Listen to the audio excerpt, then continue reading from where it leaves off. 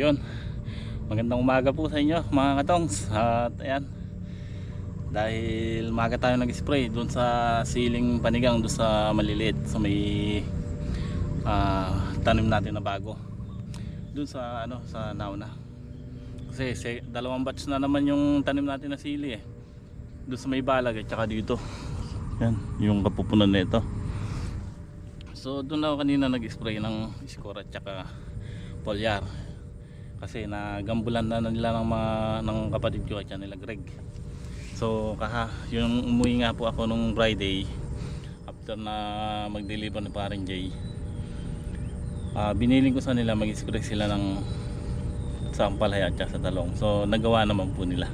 Tapos yun, 4 na tudling na lang daw yung sigarilyas na ginagambulan, kaya mayayari na yun. So after nun, pagagambulan ko itong bagong tanim para mapatabaan na rin. At ito na yung lagay ng ampalaya natin after natin mag-harvest. Marami pa rin bunga ang kikinis pa Maganda yung nirekomenda ni sir. Ang bilis lumaki. Pinasagad ko ito Alam niyo ba mga katongs, kailangan makakuha kayo, matalino ka sa ganyang diba? Kaya marami na rin tayo na harvest kasi ang ginawa, pinasagad ko talaga yung bunga. Lahat ako ng alanganin kunin nila. So ang natira talaga yung maliliit na lang, maliliit talaga. Alam ko na mangyayari. Alam niyo ba mga katongs, magkano presyo ngayon ng palaya? 40. Maganda pa yung mga basal. So okay na yun. At least sabi ko nga bonus na lang to. Bonus na lang yung mga olimpitas natin na ito. Talagang ganon.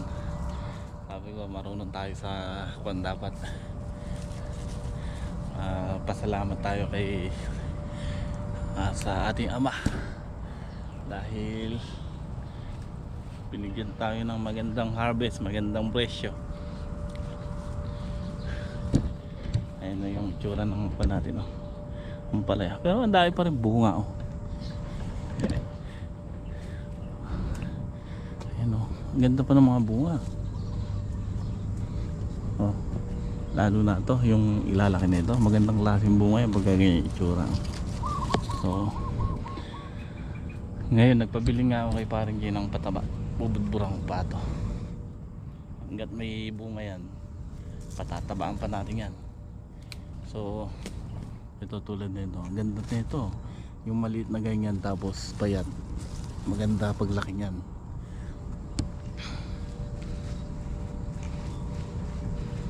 Malay nyo biglang makasingit naman sa presyo.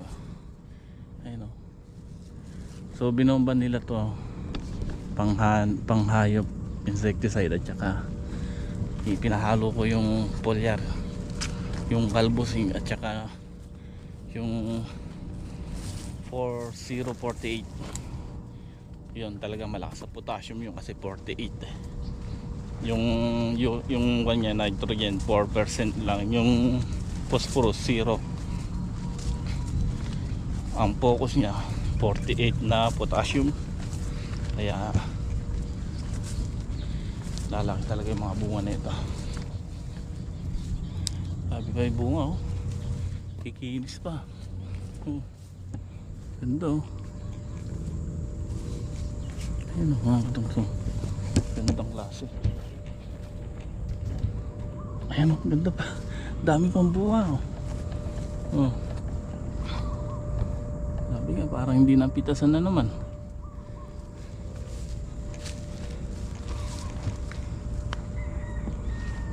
Patutuyuin lang natin tapos sisigan. Yung binomba ko ayan, tuyo na.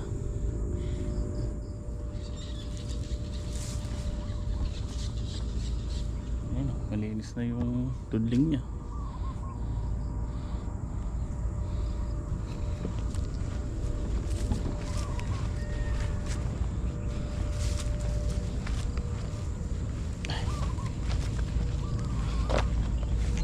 Tayo sa bata.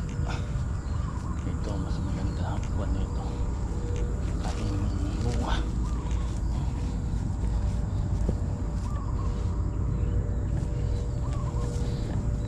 parehas. Maraming nakalawit. Maganda magbunga si Chatay. Marami. Siguro ito pag grass cutter ko to, tapos pala alilinis ko na rin yung tudling. Itong nasa gitna na yan. Grass cutter yung kabilaan. Ayun, ganda pa ng bunga dito. Oh.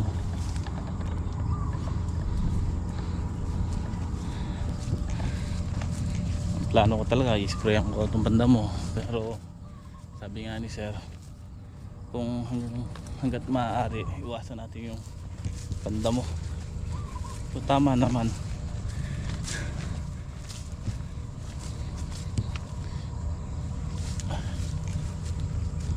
Ito kasing gawin nito, ito yung nababad sa tubig eh. Mababa ito eh. Kaya siguro tatanim natin, tapos pag malalaki na yung ampalaya, hindi pa naman kaya malalaki, kung bago-bago na gagapang, tsaka natin padadaanan ng kalabaw.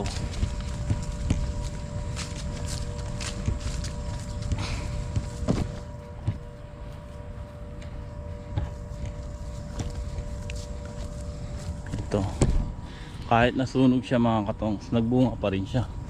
Tulad na ito, ayun, nasunog, pero naglawit pa siya ng bunga. Ayun, ito hinog na lang sa kagulangan to, wala naman tusok to. Ito pinapagambulan ko na to para madilig ng calcium.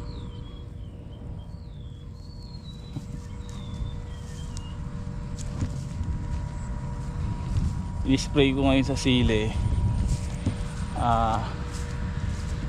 tawag doon, yung pungguran. In-spray din ni Greg to nung pina-spray ko din kay Greg ng phosphorus, yung bactericide, at saka calcium boron nung Friday. So ngayon inulit ko naman ng puro na pungguran. Kung napapansin nyo, yung ginagamit natin pito rito, itong binili ko sa Shopee, double kasi tawag dito. Maganda, kung napansin nyo, talagang up and down yan na lang sa pito, hindi na winawas-iwas. So kagandahan nito, hanggang sa puno tinatamaan, lalo sa talong, hanggang sa ilalim tinatamaan ng gamot, tas pataas. Ganda ito, matipid lang din sa tas pinong-pino pa yung buga niya. So ayun, inisprayan natin ang pungguran. Palipas tayo ng 2 days, kasi yung pungguran mga katong scapper base yan eh. Bawal haluan ng kahit anong insecticide o foliar o fungicide, basta solo ko lang binobomba yan. Ewan ko lang po sa iba, kasi na-experience ko yan. Bago ko ginamit yan, bago ko ginagamit, hinaluan ko ng insecticide. Nagkaroon siya ng kumbaga side effect sa halaman, nangulot yung dahon, nasunog. So dapat ito kasi sabi sa akin, ini-spray lang ng puro.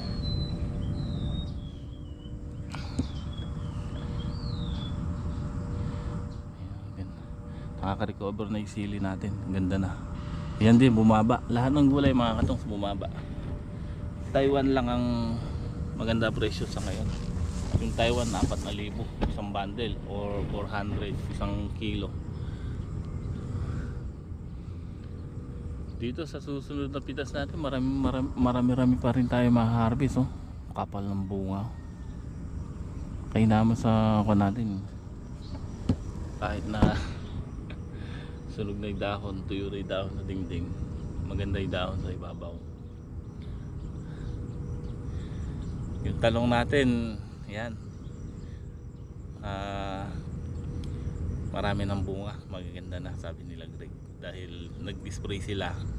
Siyempre nakikita nila Kumbaga maganda naman talaga. Kanina umaga tinignan ko, ang ganda ng bulaklak niya, violet na violet.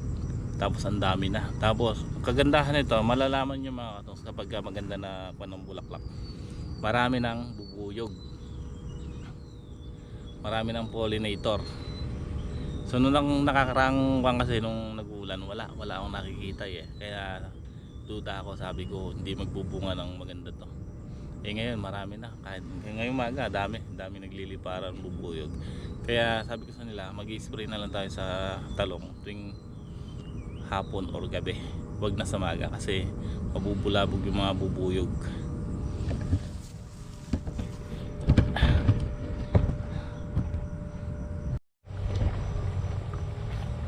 Ito po mga katong talong natin.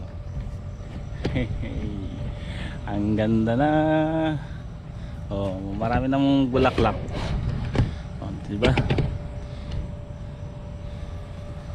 So, sabihin ko, maganda naging nung binomba ko yung 4048 at saka calcium boron combination. Tapos sinalo ko sa insecticide. Ayan, ang ganda nung naging kuha ng dahon niya at saka ng bulaklak. Violet na violet. Oh.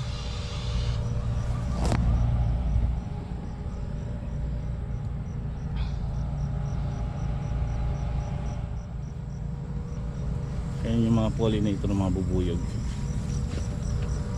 Ang dami. Ayan o. Parehas na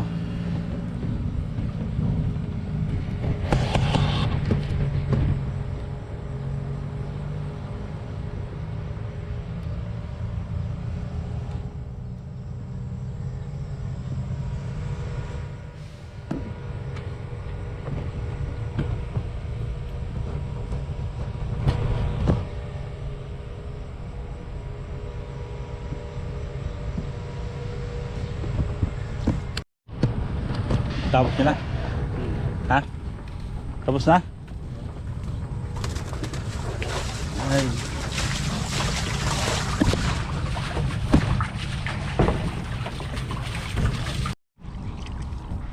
Okay mga katongs.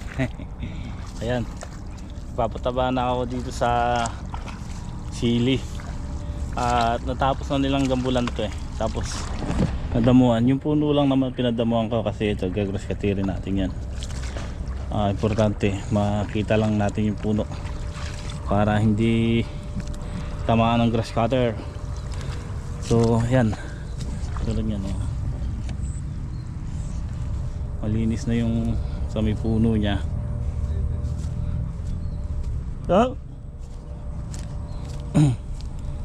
So pinapatabaan namin gamit ang power sprayer. Nilalagay natin calcium, nitrobor at saka winner, unique. Ayan o. Ayan na nga po yung sili natin lalaki na. Kapapataba ko lang po niya nung huli dupos. So yan, ginambulan nila kaya magandang patabaan ngayon yan. Tapos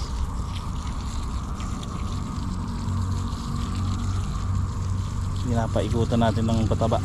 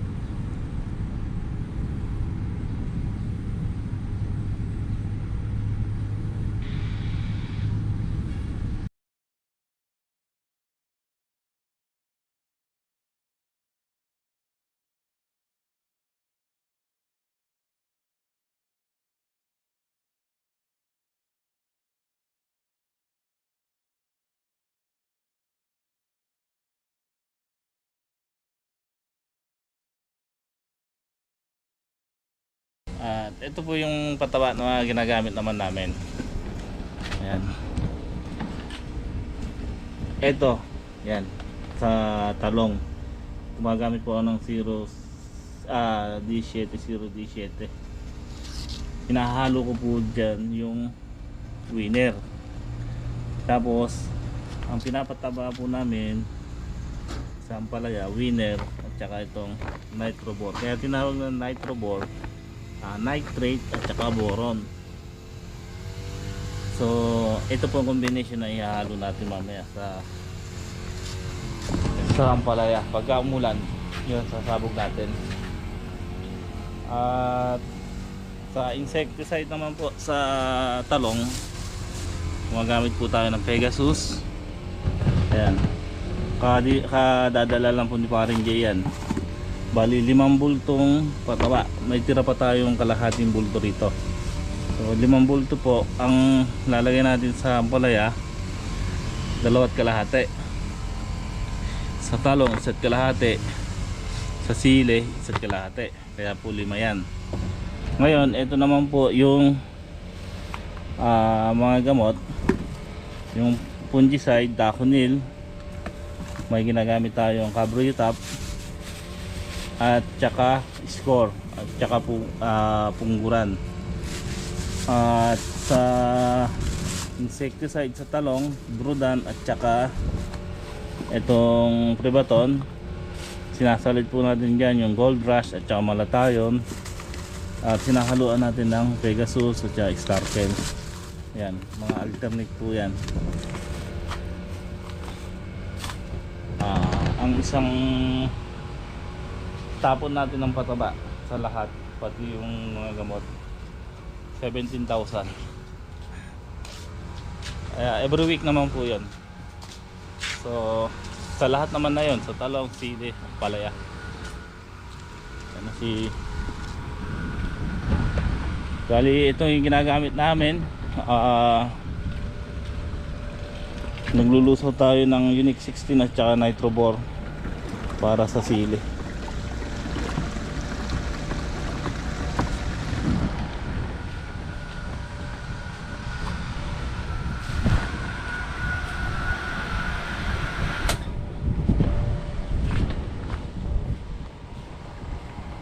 Kantar mo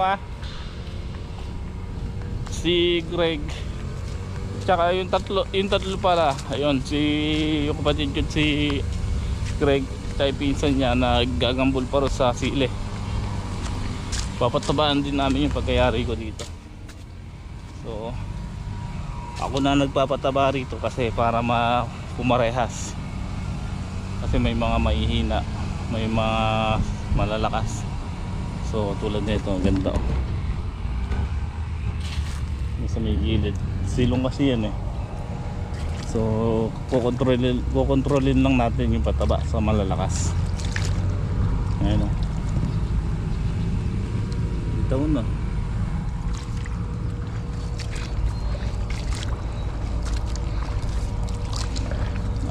Pagka nakayari sila doon, magbukang kami, tatayo na ng bukawi, then pauhukay ko na yung mga kanal na yan.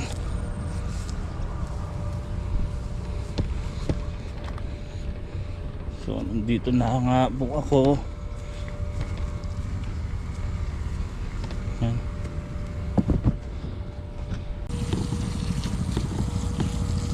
Okay po mga katong, ayan, huling last na tudling na po ito. Pagkayari lilipat tayo sa kabila, sa ginambulan nila kanina, yung huling tanim natin. Panigang din po yun, kasabay ng punla na ito yun. Paso yun basal. Ito pangatlong pataba na.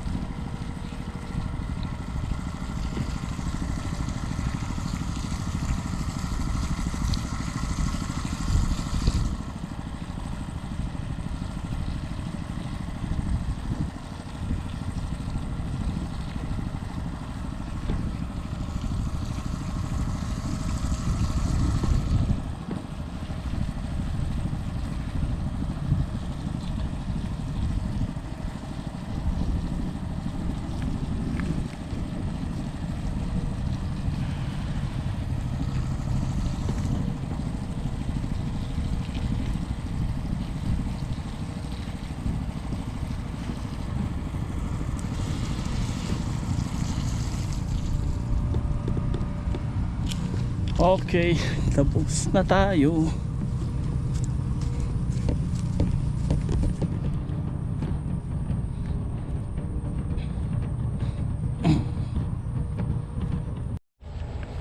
Hep hep hep. Ayan, hapon na nga po mga katongs. Bali nakabawas lang kami dito sa sa maliliit. Hindi kami nayari. So eto, kanina after po nilang paluhanan ko lang po. Biyernes umuwi po ako ng gabi. Bali Sabado, Linggo. Sabado wala akong vlog, Linggo may vlog ako, kasama ko yung pamilya ko. Tapos ngayon Lunes po ngayon. Sabado, Linggo ang nagawa po nila yung utol ko, si Greg at yung pinsan niya, pati si Bato. Pinanggambulan ko nga po yung sili, bali pati yung sigarilyas. So pati yung pag-i-spray yan, pina-spray ko din sa kanila. Kaya ang nagawa po nila, nayari nilang gambulan yung sili, tapos may natirang konti sa sigarilyas, niyari nila kanina maga.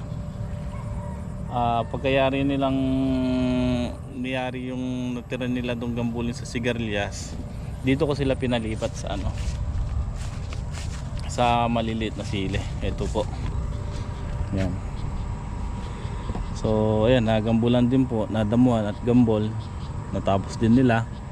Pagkatapos po nila kanina dito, yung huling tanim natin na talong doon sa tabi ng sigarilyas, yung maliliit, pinalagyan ko sa nila ng tulos at saka pinalagyan ng tali.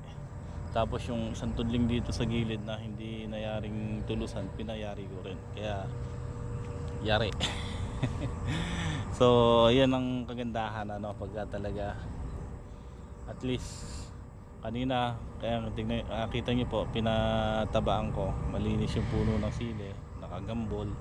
So maganda magiging pan yan. After naman namin pataba doon sa sili, nilipat namin dito. So nakabawas lang naman kami dito. So bukas namin tutuloy pati itong malalaki. Itong ampalaya, pagka hindi umulan, patatabaan namin bukas. Pag di umulan sa makalawa, papatatabaan namin dilig. Ang ganda pa ng bunga mga katungso, kinis kintab. Ito magandang klaseng bunga yung paglaki. Ito basta ganyan itsura. Kita nyo walang ganong baluktot ay kani sir. Kasi ganito yan mga katungso yung ginagawa natin. Tulad kagabi, ito po yung binomba nila nung isang gabi. Hindi pala nakadalawang box sila. Itong sinadjust ni sir na 4048, ang pinahalo ko po dito muna score at saka Bendex. Bukas isprayan ko naman ng calcium boron at saka posporo yan. So sa ngayon maganda pa naman yung ito kasi mga katong yung ganyang bunga ng kanto yung namarako, yung ganyang tulis ang kanya. Sa ngayon maganda pa naman yung yung usbong. Tingnan may bunga, ito yung usbong niya, ganda.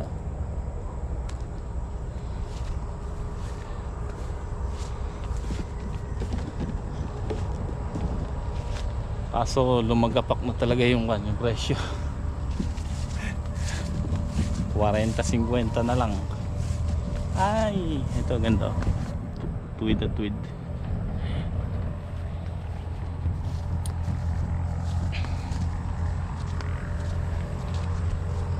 Daing bunga. Madami pa naman mapipitas to. Mga ilang pitasan pa.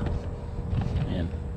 Pero bukas pagagawa ko sa nila mga katong, pahukupay ko na yung poste rito. Pati bali yung iba nito may poste na nalagyan na namin ng poste. Siguro ito na lang side nito, yung dulo meron na kompleto na yung poste nun. Pahukay ko na yung poste, palalagay ko na yung yung bukawi, kahit na hindi mo natalian, kasi laladlaran pa namin ng alambre ni Bato, at kami na lang magkakabit ng ng serga. Basta importante mailagay nila yung poste at yung mga bukawi.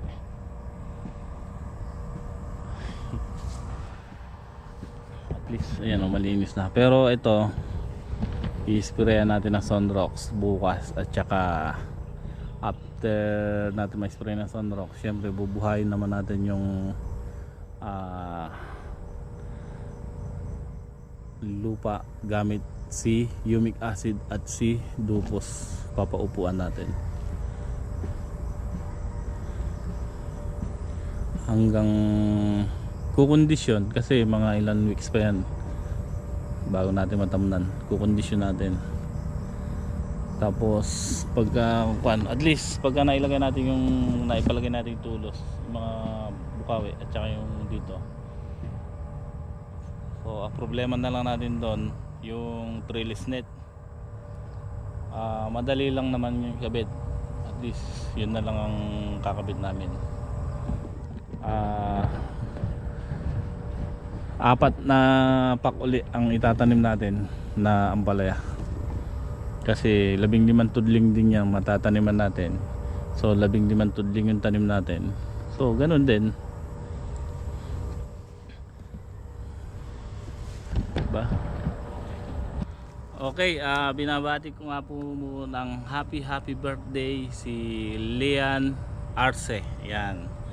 Maraming salamat sa pagsuporta sa Tongs TV, at syempre sa inyong buong pamilya, lalo na kay Sir Fernando Arce. Yan. Maraming salamat po sa pagsuporta niyo lagi sa aming mga vlog.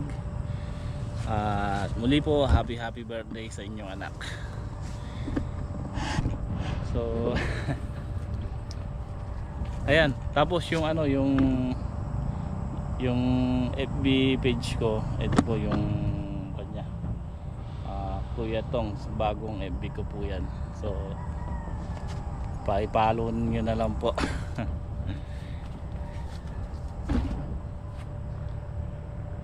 Ganda pa ang bunga, oh. Dami.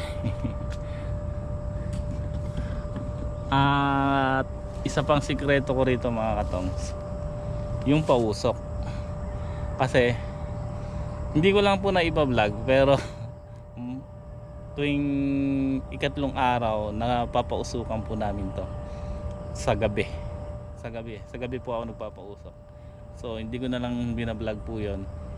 Kaya isang sikreto din ko po yan, kaya kung bakit namumutik-tik sa bunga yan. Di ko lang po na bablog yun kasi sa gabi na yun alam nyo naman po yung vlog natin, napakahaba. Kung talagang iikuwang ko, ang dami. Nakita, puro trabaho at gawa kasi yung mga binablog natin, kaya minsan hindi ko na ibablog yung mga ibang gawain, lalo na sa pagkain, pagluluto. Sabi ko importante ang vlog natin sa farming kaya itong sa farming ang napapakita ko, mga trabaho, mga ginagawa. So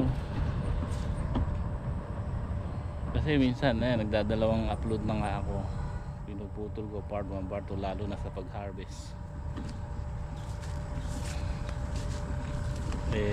Ang request ng mga viewers natin yung pagpitas, pagtinor, yun ang gusto nila nakikita.